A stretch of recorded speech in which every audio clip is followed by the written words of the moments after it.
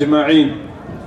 Çok değerli kardeşlerimiz, Avreli hemşerilerimiz, malum terör şebekesi İsrail, Filistin'de, Gazze'de bir soykırım gerçekleştiriyor. Dile getirmeye, gündem etmeye çalışıyoruz. Malumunuz Allah muhafaza etsin, büyük bir katliama dönüşecek. Bu manada ifade ediyor. Allah-u Teala hepinize razı olsun. Hamas'a selam, direnişe devam. Hamas'a selam, direnişe devam. Özellikle İslam ülkesinin idarecileri, yöneticileri ve bir kısım alimler, özellikle alim diye geçinenler daha doğrusu, halkı, milleti bir şekil uyutmaya çalışıyor. Sabır diyorlar. Arkadaşlar, kıymetli Müslümanlar, burada bu sabır hususuna bir açıklık getirmek istiyoruz.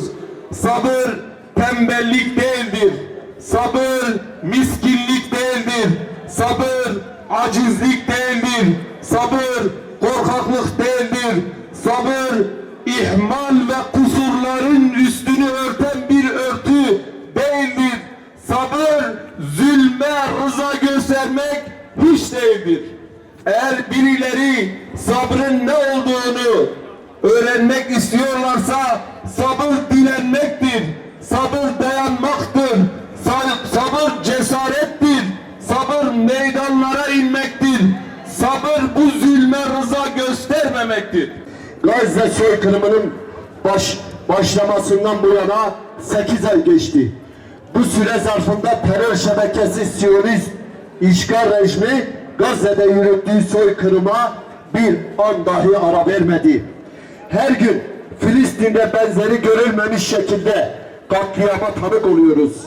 Son 7 ayda büyük çoğunluğu kadın ve çocukların oluşturduğu en az 40 bin mazlum Filistinli kardeşimiz Siyonist Nazi işgalcileri tarafından katledildi. 100 bine yakın savunmasız kardeşimiz ise yaralandı. Gazze'de yüzlerce cami, kilise, okul, hastane, yüzlerce konut yerle bir edildi. Siyonist terör rejiminin Gazze'de yürüttürdüğü bu vahşet sadece Filistinleri hedef almıyor. Bütün insanlığın vicdanını hedef alıyor. Dünyanın dört bir yanında insanlık vicdanı ayakta ve Siyonist işgal rejiminin yok oluşunu aykırıyor.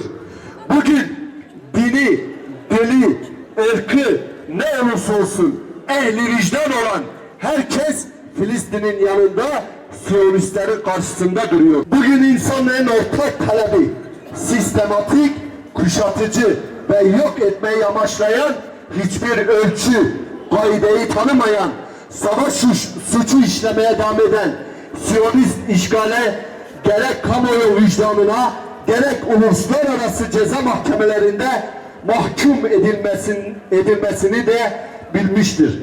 Güney Afrika Cumhuriyeti'nin başvurusuyla başlayan uluslararası ceza mahkemesi Siyonistlerin çete ve terör elebaşları hakkında yürüttüğü yargılamayı yakından izliyoruz.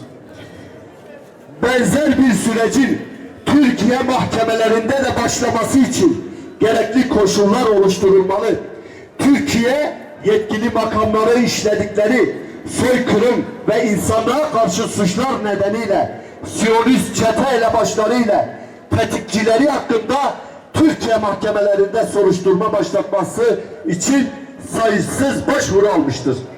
Türkiye yargı makamları derhal bir soruşturma süreci başlatmalıdır.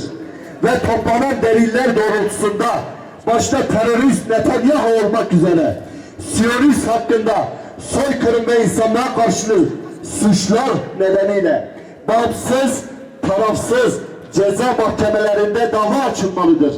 Bu hususta her geçen gün Filistin halkının, masum sivillerin ve insanlık vicdanının aleyhine de işlemektedir. Kahrolsun İsrail!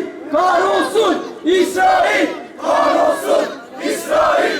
Kahrolsun İsrail! Bugün sorunları yaşanmaktadır. Bu durumun en büyük sebebi işgal edilmiş olan Filistin'in işgalden kurtuluşu hakkında somut adımların atılmaması çözümsüzlüğü beraberinde getirmiştir. Başta ABD olmak üzere diğer emperyalist ülkeler Filistin meselesinde hesapsız politika gütmektedir. Allah'ın laneti uğramış Siyonistler tüm dünya istikbarını arkasına alarak Filistin topraklarında kendi gayrimeşru sözde bekası için gaddarca bir tutum sergilemektedir. İslam coğrafyasında devam eden Siyonist işgal rejimiyle birlikte ABD ve batılı güçler varlığı son bulmalıdır. Bölge halkları kendi sorunlarını çözebilecek olgunluktadır.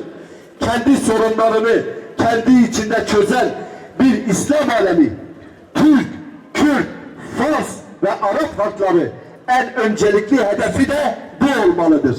Bunun için de bir an evvel nehirden denize kadar Filistin özgür olmalıdır. Kapılar derhal açılmalı. Refah şehrine sıkıştırılmış mazlum Gazze'li kardeşlerimize insani yardımın ulaşması sağlanmalıdır.